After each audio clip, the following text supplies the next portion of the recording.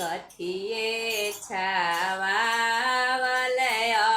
अयोध्या के नगरी है।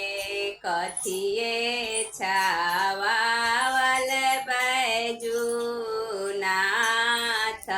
है। कथिए छावावल बैजूनाथ है। कथिए छावावल जानकी जी के मारावा है। ऊपरा ढौड़ी ले भगवान है। ऊपरा ढूढ़ी ले भगवान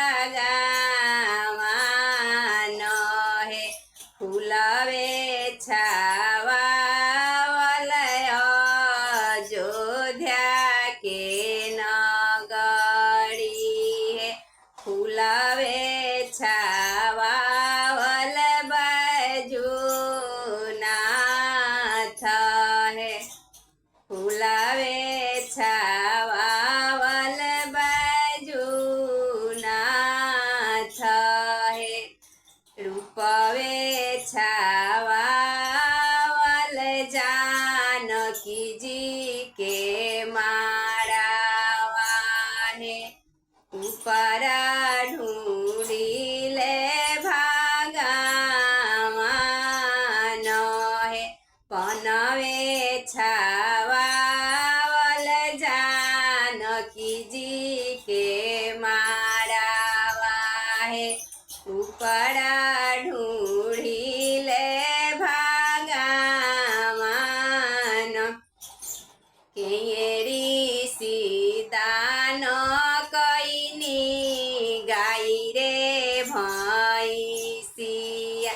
केरी सीतान धेनु गाई। केरी सीतान कईनी जानकी ऐसन धिया। बहिया धरे ले भगवान है। बहिया धरे ले पपेड़ी सीतान कईनी गाई रे भैंसिया। बबेरी सीतान धेनु गाई। आमाड़ी सीतान कईली जानकी ऐसन धिया।